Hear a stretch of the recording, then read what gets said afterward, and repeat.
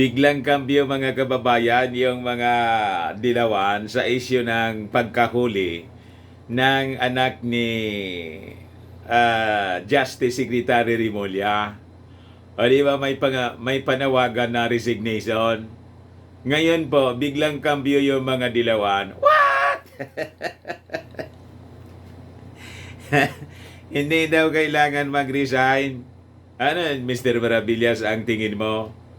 Ako ang tingin ko po, may hihingin na pabor kasi sila po.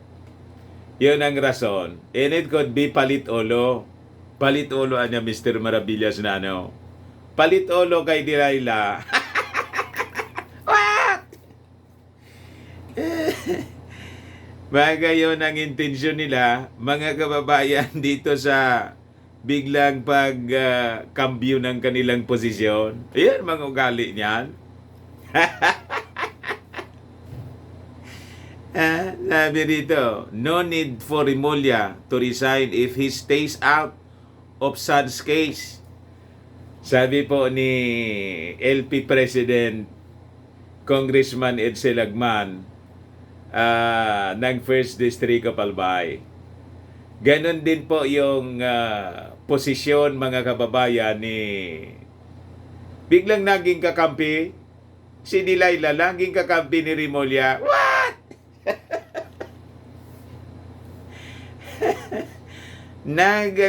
Nagpalabas ng sympathy. Alam daw niya ang feeling. Mamaya basahin ko sa inyo yung mga statements nila. Alam daw niya yung feeling ng ganon. Of course naman. Kasi nandyan ka sa loob. Noon hindi mo alam yung feeling ni GMA. Ngayon alam mo na. What? Maging si Drilon, si Porky, ganon din yung statement. Unahin ko muna po mga kababayan itong kay Lagman. Sabi rito, Albay 1st District Representative Edsel Lagman on Friday said, there is no reason for Justice Secretary Jesus Crispin Rimulya to step down as Justice Secretary for as long as he will not interfere in the case of his son. What? Dati, sabi ng mga kakampon, for delikadesa. Ngayon, biglang nag-iba yung hangin, ang ihip ng hangin. Pag hindi niya nag-interfere, okay lang niya. Nakapag-isip-isip siguro. Juanito Ceremonia III, a son of the Justice Secretary, was arrested on October 11 during a controlled delivery of 1.3 million worth of hybrid marijuana. Lagman, president of the opposition Liberal Party, was referring to calls for Rimulya to resign from his post following the arrest of his son. Biglang kumampi.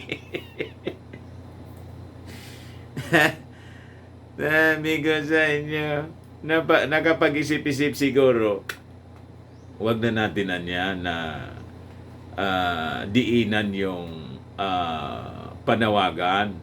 Pag-isipan nating maigi. Yung panawagan niya ng resignation ng mga kasama natin, wag na natin yun diinan.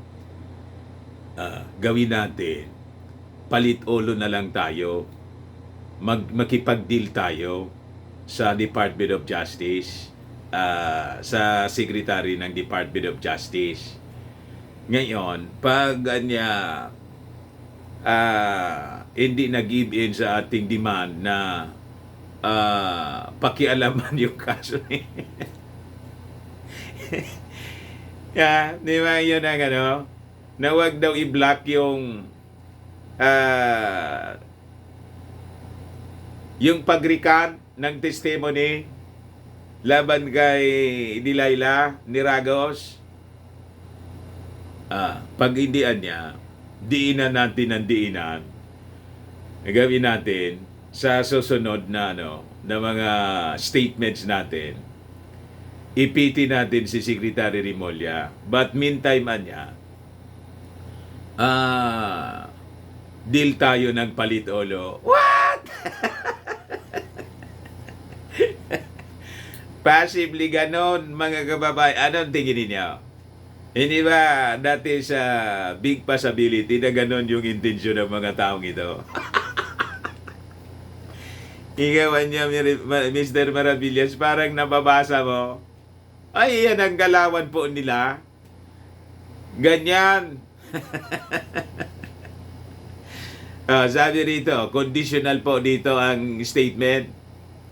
While we cannot choose our relatives, we can choose not to intervene on their behalf for violation of the law. Lagman said that Remulla must stay true to his handwritten letter sent on Thursday, where he assured that his son will face the consequences of his actions. Dapat niya maging totoo siya. Pag hindi, ang ibig sabihin nun, magbabago yung kanilang posisyon. They will call for the resignation of Secretary Remulla kasi nangingialam ka niya. Hoy, ganun pa rin po ang mangyayari niyan. Bakit? Kasi, pag nangialam tulad ng demand ninyo, mangialam yung Pangulo at yung Department of Justice sa kaso ni De Lima, the consequence would be the same. Di ba? Yung perception ng mga tao will be the same. Masama. Kaya hindi pwede yung palitolo sa kasong ito. Tama yung statement ni Remulla, let justice take its course. In the same manner, sa kaso ni De Lima, let the justice take its course. Nasa husgado di ba? So, kung may intention kayo na magpalitolo, gusto ninyo maglangis kay Secretary Remulla with this statement na kinampihan ninyo, mabibigo kayo. Remulla was in Geneva, Switzerland when his son was arrested. The Justice Secretary attended the 136th session of the United Nations Human Rights Committee. Meanwhile, Lagman said, the Remulla family should explain. Kita niya, may konting diin siya. The family should explain why it took almost 2 days for them to confirm the arrest of the Justice Secretary son. Yung mga kaalyado nila sa minority bloc, gustong paimbestigahan ito. Ibig sabihin, tingin nila may mali siya ito. May attempt, mga kababayan, na mag-intervene. Kaya lang, nag-fail siguro. Yun ang gusto nilang imbestigahan. At flinote na nila, mga kababayan, na yung idea na imbestigahan. Papaimbestigahan niya kami kung bakit ganon. May nag-leakan niyang information sa amin na ganito. Baka iniisip nila pwede itong magamit para pang-intimidate kay Remulla so that our demand for release ni Laila, mag-give in sila. What? That could be the possible scenario, mga kababayan. Sa mga kwentong itong ating binabasa. Ano tingin ninyo? Malapit sa katotohanan? Secretary Remulla must be held to his handwritten undertaking that he would allow justice to take its course. It is different when one covers up. Kita ninyo? May sword of Damocles na gusto nilang i-hang over Remulla's head. It is different anya when one covers up or denies the patent culpability of a relative or ancestor. Sabi po ni Lagman.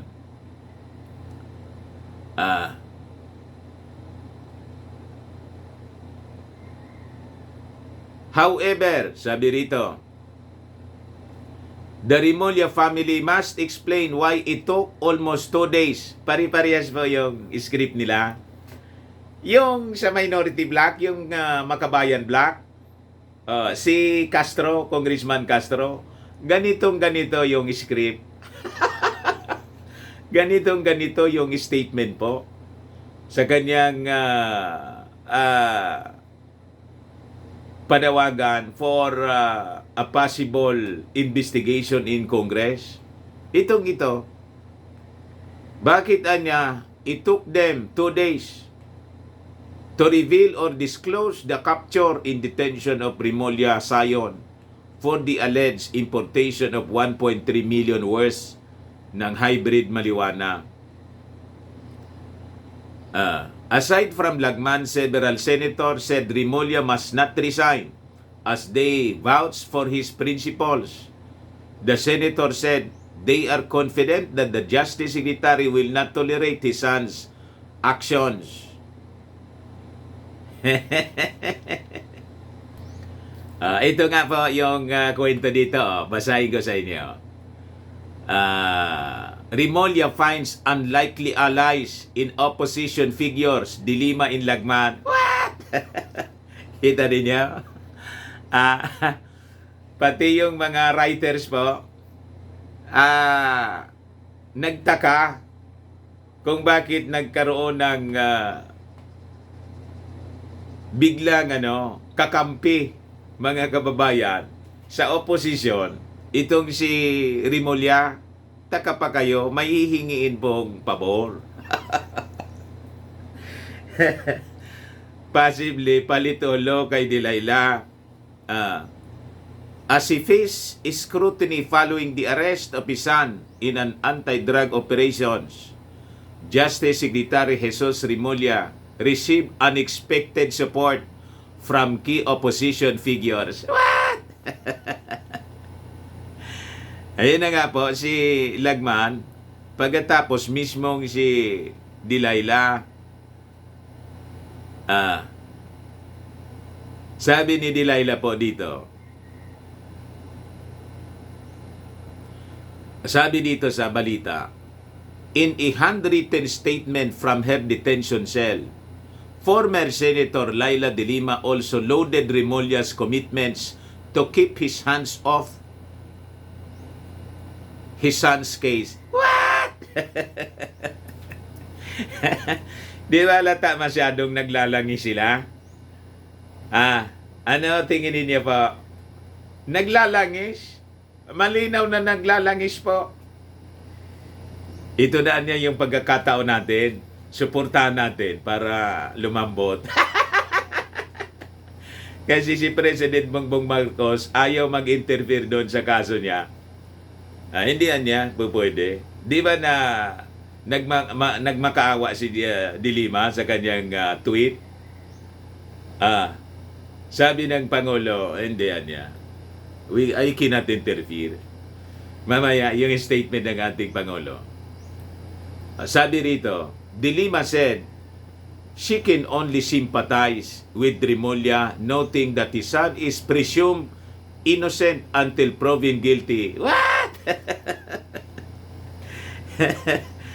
Ito kasi, gusto niyang i-relate yung kanyang sarili na siya, hindi pa man po nasisintensyahan. Tulad ng anak ni Remulla, presumed innocent until proven guilty. Alam naman yan ang mga tao. Di ba? Lagi yang naririnig ng mga tao. The same cardinal presumption is what should have been upheld for those who have been judged only too swiftly in the past administration's drug war and who were not given the chance to defend themselves before the courts. Sabi po ni Delilah. Ayan nagsulat din siya, mga kababayan, sa Twitter. Bilang reaction niya doon sa handwritten nasulat po ni Remulla. So, nagpapaabot siya ng sympathy. Alams na! Di ba? Hindi pa namin alam yung inyong But, if you're referring to yung operations, karamihan doon kasi lumaban. Siyempre, pag lumaban ka sa mga authorities, delikado talaga. Because it was a drug war. You see? Siyempre, may baril yung pulis. Hindi yun pauuna. Kasi, pag natsambahan ka, isa lang yung buhay. Pero may rules of engagement na sinasabi. Pero on your case po, Delilah, you have the days in court. You're given all the days in court. And you have your lawyers of your choice para i-defend yung iyong sarili. So, hindi man kailangan yung intervention ng ating Pangulo kasi bawal nga sa batas na may interference yung Pangulo sa ganitong kaso. Pero dito, gusto ninyong itulak yung Pangulo sa isang bagay na hindi man dapat niya gawin. Kaya sabi niya, napakalinaw yung mensahe ng ating Pangulo, I will not interfere. Ito yung balita dito. Di makikialam sa kaso, Marcos sinupalpal si De Lima. Ito ang balita. Nanindigan si Pangulong Ferdinand Marcos Jr. na hindi siya makikialam sa kinakaharap na kaso ni dating Senador Leila De Lima. Ito'y kasunod na rin sa pahayag ni De Lima na maaring atasan ni Marcos ang DOJ na huwag makialam sa pagbawi ng testimony ng mga prosecution witness na dating nagdidiin sa dating senador. Sabi po niya, I think urging prosecutors to do one thing or another is interfering. Tama. I have said we are very, very clear that we have 3 departments of our government. At siguro naman, hindi natin dapat pabayaan natin. Hindi naman natin dapat pinagdududahan ang process. I think the process is there. We are continuing to monitor what is going on. Sabi po ni President Marcos. Nilinaw ni Marcos na wala naman umanong hinihiling sa kanya si De Lima nang makausap nito pagkatapos ng hostage taking incident. Sinabi ni Marcos, inalok niya si De Lima na lumipat ng ibang detention center, gayon man tumanggi ito. Kita mo na. Gustong tumulong yung ating Pangulo para sa safety niya, ayaw niya. Ngayon, gusto niyang humiling ng pabor, yung interference na, which is illegal. Sanay kasi kayo sa ganyang gawain eh. Yung panahon ninyo, sanay kayo sa ganyan. Hindi siya maaari sa administrasyon ni Bongbong Marcos. Sabi naman niya, hindi naman siguro kailangan. She never asked me to do anything. Nung magkausap sila, pagkatapos, biglang nag-post sa abuso na. Biglang nag-post sa Twitter, yun na yung kahilingan mga kababayan ni De Lima na mangialam yung Pangulo. What? Ito yung pahayag sa ANC ni Drilon. Pare-pares yung script po nila. Nag-uusap-usap yan sa telepono. Ano niya yung strategy natin para mauto natin si...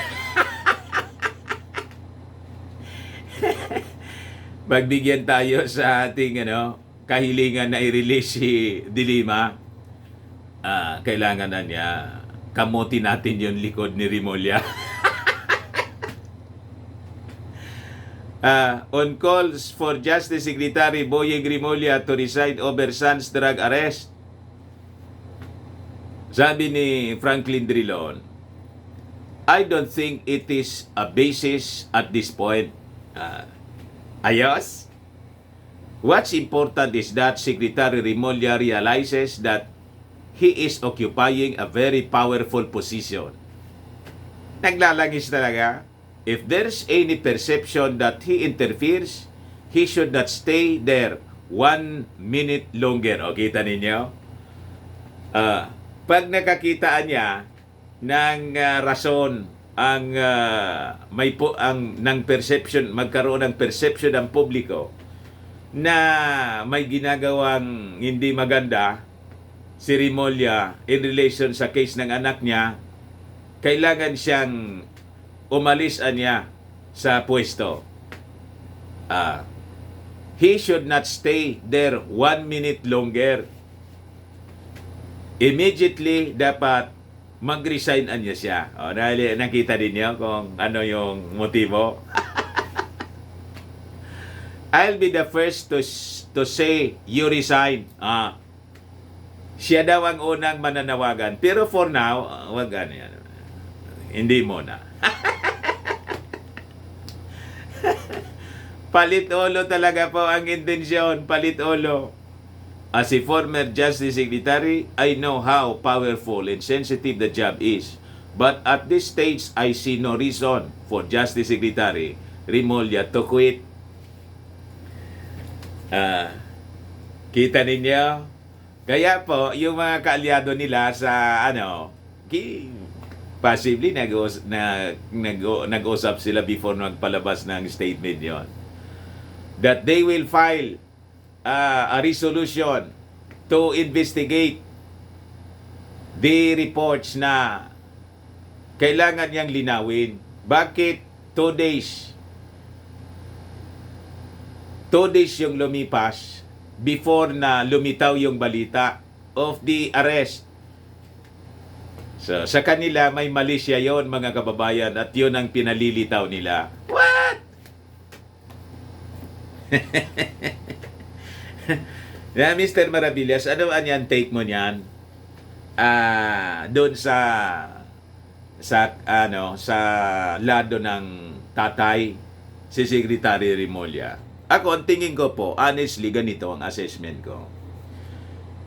Ito'y feeling ng isang ama. Of course, gusto niyang tulungan yung kanyang anak. Hindi yun mawawala. In fact, it was verbalized by the secretary. Sabi ni Boyeng Rimulya, sana niya, you redeem yourselves in the future. So he is thinking of the future na malampasan, siyempre. That's the wish of anyone na nagmamahal na magulang sa kanyang anak. But because of this, tingin ko, matigas din talagang ulo nitong anak niya, si Juanito, na involved dito sa sa mga paggagamit ng droga. Of course, alangan naman siya mismo yung mag-report sa mga authorities para madisiplina yung kanyang anak. So, sa nangyaring ito, tingin ko papabayaan talaga siya ng kanyang tatay ni Boyeng Rimulya, itong si Juanito, para tumino. Ano tingin niyo po? Yung aking analysis medyo malapit sa katotohanan. Kahit ako, si Rimulya po, akong tatay, anak ko, ipalayo ng ating Panginoon, ma-involve sa ganyan, ayaan ko siyang managot sa batas. Kasi hindi ka nakikinig sa akin. Sinabihan na kita niyan. Tigas ng ulo mo. Sinabi ko na sa iyo, iwasan mo yung barkada mo. Iwasan mo yung masamang bisyo. Pumasok ka pa rin sa ganyan. Ngayon, hindi na kita mapagsabihan, alangan naman paluin pa kita, let the authorities deal with you. Pinasok mo siya, panagutan mo. So wala akong problema doon na free yung aking konsensya. Kasi nga, importante sa anak na makinig sa magulang. Pag hindi ka nakinig sa magulang na nagmamahal sa iyo, talagang you become wayward. Lalo't napakarami ng tukso sa paligid natin. Di ba?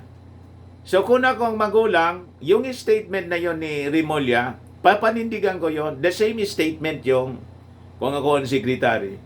The same statement ilalabas ko at paninindigan ko yon. Hindi ko siya tutulungan. Bala kang malusutan yan kasi pinasok mo yan. Matigas yung ulo mo. Pag kinonsinti kita, hindi ka titino. Babalik ka rin sa gawain ganyan. Baka madisgrasya ka pa. Butit nakakulong ka na, then we will just later on as you serve the sentence, then may pagkakataon ka pa man na kung, di ba, pwede kang ipardo ng Pangulo in the future pag na-serve mo na yung minimum sentence at na-observe ka of good character, good behavior, pwede kang mag-apply for tawag dito, pardon or parole, depende sa magiging takbo ng kaso. So you will be given a chance na makapagbago. Then you undergo rehabilitation. Iyon naman yung kwampo ni President Bongbong Marcos, hindi na yung tukhang na paktay dito, paktay doon. Rehabilitation kasi yung tao, biktima din siya. Biktima ng marijuana, ng droga. So, kailangang gamutin para maibalik sa mainstream. Makapagbagong buhay. O di ba ganon? Kaysa tinulungan mo, aaboso yon kung, di ba? At babalik din kasi ma-involve din yon. Iisipin niya, si Papa, mahal na mahal ako talaga. Tinulungan ako. At in case in the future, tutulungan pa rin ako. Babalik ako sa dating gawi.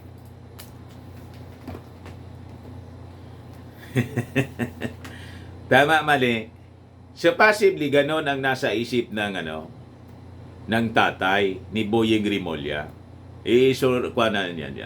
I-process na ninyo yan. Tigas ng ulo niyan. Hindi mapagsabihan. Ayan man lang po, mga kababayan. Pero ang intention nila, palitolo,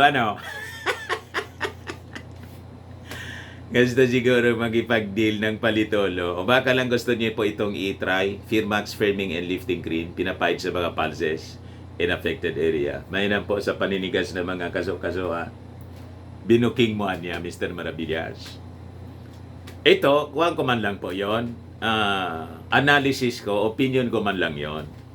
Pwedeng mali din ako. Ito po sa mukha, pinapahid, you'll take, sa mukha, anti-aging po siya. Mga 2 beses na pahid, morning and evening. Ito naman po, sa mga cancer patients, baka lang makatulong sa inyo. Hindi man siya po gamot, food supplement siya. Kaya lang, gawa siya sa goji berry. Yung goji berry may anti-cancer properties. Yung mga inquiries po ninyo, dumiretso na lang kayo sa aming messenger sa Facebook. Ako po si Dante Maravillas. Bye-bye po. God bless.